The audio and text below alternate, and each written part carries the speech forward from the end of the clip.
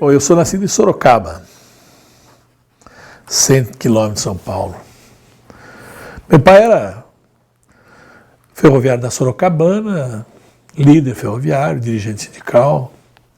Na questão da ditadura, quando implementou a ditadura, foi perseguido, foi demitido, tendo 23, 24 anos de ferrovia, ele e todos os 43 dirigentes da União dos Ferroviários da Estrada de Ferro Sorocabana.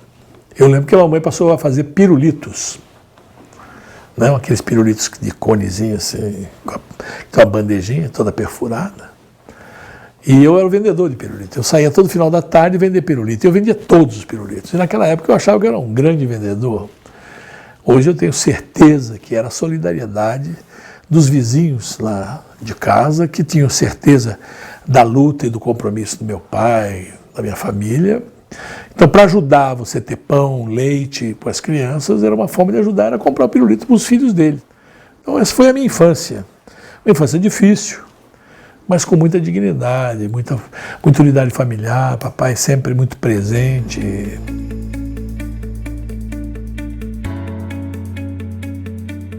Eu vim para São Paulo em 1970. Quando cheguei em São Paulo, eu fiquei hospedado na sede do Sindicato dos Trabalhadores da Ferrovia, da Zona Sorocabana. E logo no começo eu conheci um companheiro de meu pai, um cara que admirava muito meu pai, que era o Oswaldo, que falou para mim o seguinte: olha, você não quer aproveitar seu tempo e fazer um curso de perfurador de cartões? Eu pago para você. E esse amigo do meu pai me pagou um curso de perfurador de cartões. E aí eu arrumei um emprego de perfurador de cartões na Eletro Radiobras, da meia-noite às 6. E durante o dia eu trabalhava num banco. E no intervalo disso aqui, para ajudar a questão da economia, né, ou seja, da grana para sobreviver em São Paulo, eu fui perfurador, operador, enquanto fazia o curso de programação. Quando eu fiz o curso de programação, aí eu fui selecionado pela Borgs para trabalhar no setor como programador. E depois eu tive a oportunidade de trabalhar na Sabesp, como programador da Sabesp. E a Sabesp depois foi incorporada pela Prodesp. E nessa incorporação eu fui promovido para analista de sistemas. Depois de analista de sistemas, eu vou para a FEPASA como gerente de desenvolvimento. E lá mesmo, crescendo dentro dos anos, ao longo dos anos, eu virei superintendente de informática.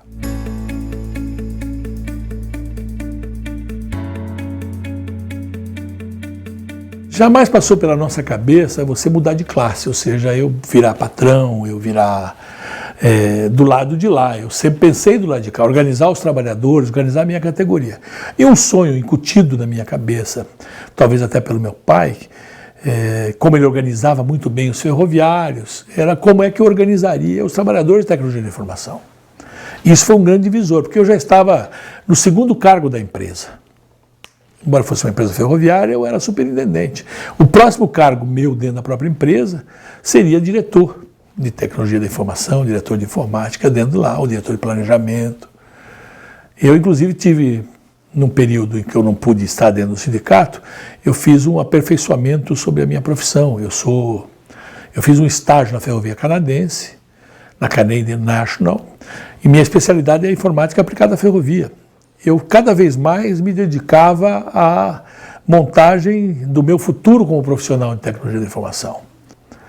E eu, recém-casado com Rosa Maria casou com o superintendente de informática, 2 meses depois ele se tornou o presidente do sindicato. Eu decidi que era mais importante na minha vida contribuir com a organização dos trabalhadores de tecnologia da informação, organizá-la enquanto sindicato, enquanto categoria, enquanto uma possível regulamentação da profissão, do que meramente ser um burocrata, um chefe, ou um superintendente, um diretor de uma empresa, porque o compromisso que eu tenho familiar com a história da emancipação da classe operária falou mais alto. Foi um grande divisor de águas na minha vida.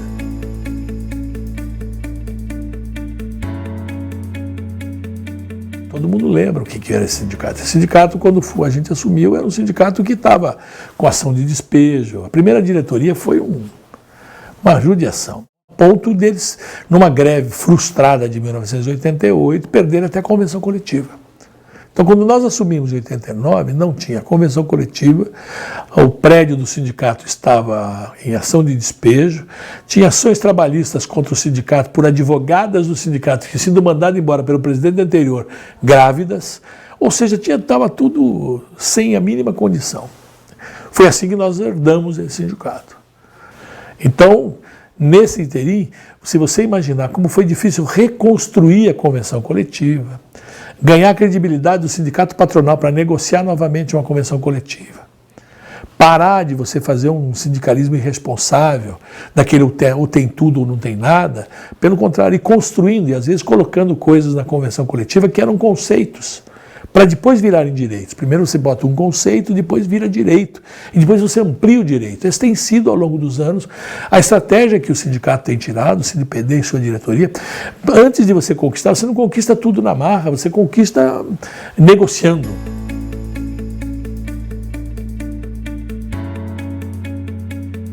Em 2011 tem um marco aqui, que é um rompimento político, né, na central que nós pertencíamos.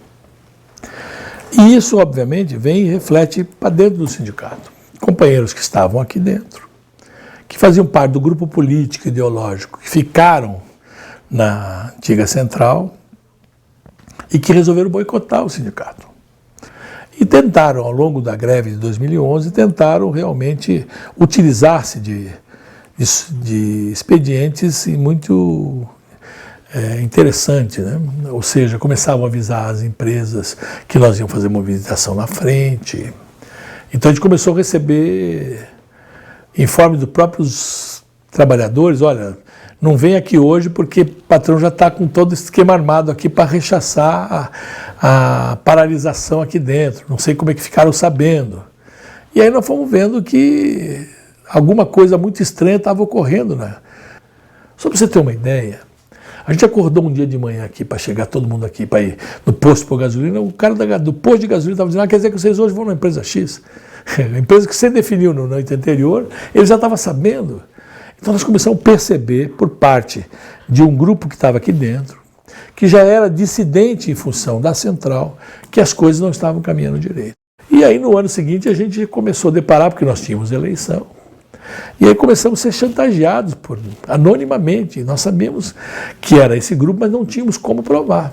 Esse foi o grande problema. E chega a ponto de montarem dossiês, comprarem espaço com repórteres, com produtores de notícias na televisão para fazer um vídeo contra o sindicato, contra o presidente. Então foi um momento muito difícil internamente em 2012, a partir até do vídeo da Record, a partir das ameaças que nós sofremos, né? Eram e-mails anônimos, e-mail dizia de tudo. Primeiro queria que a gente renunciasse até tal data, senão ia ser um escândalo nacional. Segundo, queremos um dinheiro, vamos dizer para quem você deve dar e quanto deve dar, que nós já estamos gastando muito. Terceiro, toma cuidado que seus filhos estão na nossa lista, podemos até fazer alguma loucura para com seus filhos, ameaça desse tipo. Como eles não conseguiram o intento naquela vez, em 2012, nós não paramos. Nós fomos à justiça para saber de quem é esse e-mail que mandou uma ameaça, de quem é esse e-mail que mandou para nós uma chantagem. Com esse trabalho, que levou 3 anos e pouco, quase 4, nós localizamos todos os e-mails, localizamos quem fez, como armou, por que fez. Você consegue imaginar, eles colocaram lá no dossiê que eu pagava as contas com TED, só com a minha assinatura. Então eu conversar com o delegado, falei: doutor, o senhor há de convir comigo que eu poderia até tentar fazer isso, mas a auditoria do banco não pegaria uma parceria minha com alguém dentro do banco para poder pagar efetivamente uma TED só com a minha assinatura, se o estatuto exige que tenha a minha assinatura e a assinatura do tesoureiro, que por acaso é um dos fabricantes do dossiê, um dos meliantes, um dos canalhas que estavam organizando essa coisa. Ele falou: realmente. Aí eu puxei a cópia do banco daquela mesma TED que estava o pagamento com as 2 assinaturas. Ou seja, desconstruímos tudo isso e sabemos que foi a soldo do patrão, porque no mesmo ano de 2012 esse tesoureiro foi candidato a vereador em São Paulo, teve uma expressiva votação de 323 votos, e sendo que empresas depositaram dinheiro no TRE, está lá registrado as empresas depositando dinheiro. Ou seja, hoje nós sabemos tudo quem são e estamos dizendo isso a todo mundo. Essa eleição que você está acompanhando, volta novamente, requentando as mentiras de 2012, só que agora nós já sabemos quem são, né, quem foram os autores de tudo aquilo e quem os financiou. Né? Então, por isso que nós a chamamos de a chapa do patrão, a chapa 2, chapatrão, porque eles realmente, e com dados, com informações, com provas, quer dizer, não tem como fazer diferente.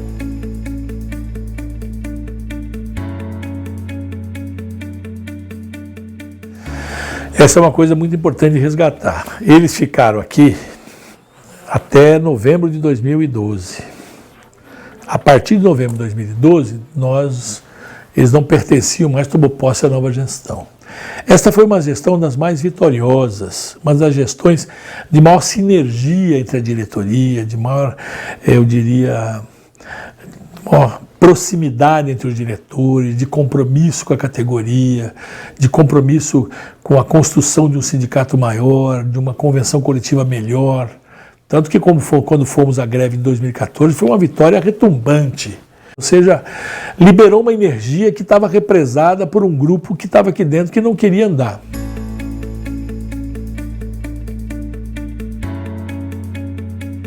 Olha, esta foi uma das negociações mais difíceis. Não pode dizer que foi a mais difícil, porque duas nós fomos até a greve. Então, essas duas das greves, 2011 e 2014, foram mais difíceis que essa, que tanto a ponto da gente ir à greve.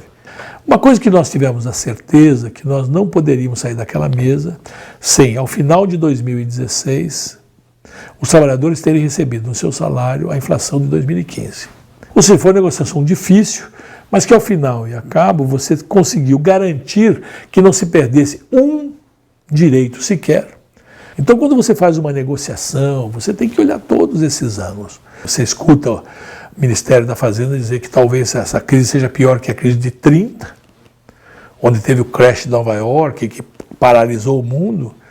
Eu não sei se é para nos assustar, eu sei que 12 milhões e meio de desempregados, uma série de coisas aí, tudo paralisado, faz com que efetivamente você olhe com muito carinho as negociações e será um ano de muita resistência.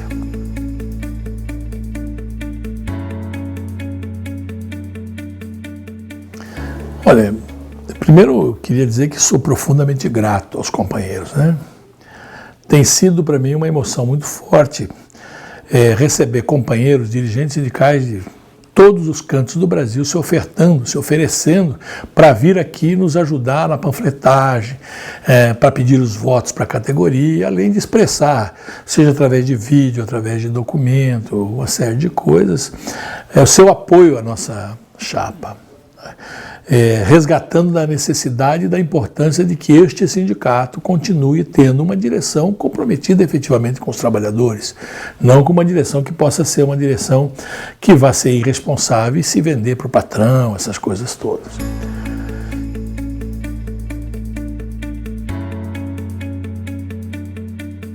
Pra você ter uma ideia, nós firmamos mais de 1.200 acordos de PLR, só de PLR em 2015. Você pode procurar os demais sindicatos, essas coisas não existem. Além das conquistas da expansão do Vale Refeição para todas as empresas. Se a empresa tem um funcionário, tem 2 funcionários, tem 10 mil funcionários, tem direito ao Vale Refeição. A participação na assistência médica, a coparticipação da empresa, ajudar a pagar a assistência médica, que é uma das maiores preocupações hoje em dia dos trabalhadores, é como é que você, num momento de emergência, como é que você vai ter um plano de assistência médica. Há um compromisso muito grande, primeiro, de garantir as conquistas que tivemos até agora, e segundo, ampliar o horizonte de aumentar cada vez mais as conquistas para cá, e com grandes visões, né? Seja na parte de lazer, de esporte, cultura, que nós temos coisas hoje em dia, mas elas podem ser insuficientes, não atingir a todos. Eu creio que esse companheiro pode ter certeza do compromisso desta diretoria, desta futura diretoria, e espera contar com o voto e com o apoio. Porque não adianta só o voto, eu quero dizer, o voto é importante, mas nós precisamos que você fale com os companheiros do lado, da mesa da frente, da mesa de trás, e diga, precisamos reeleger a Chapa 1 para trazer para dentro do sindicato companheiros e companheiras comprometidas efetivamente com a luta dos trabalhadores de tecnologia da informação. Tive a oportunidade essa semana que passou de cobrar do presidente Michel Temer que quando ele foi no nosso jantar de 30 anos, ele disse que seria o advogado da regulamentação da profissão. Então eu disse a ele, Michel Temer, lembra que o senhor falou isso? Estamos aqui, nós queremos apresentar um projeto de regulamentação para que o senhor possa nos auxiliar e ajudar a regulamentar essa categoria. Ele falou, faça o projeto e traga para que nós possamos discutir. Ou seja, os compromissos estão feitos. Né? E na medida do possível nós vamos realizá-los, como temos feito ao longo de todo esse tempo que temos trabalhado aqui dentro.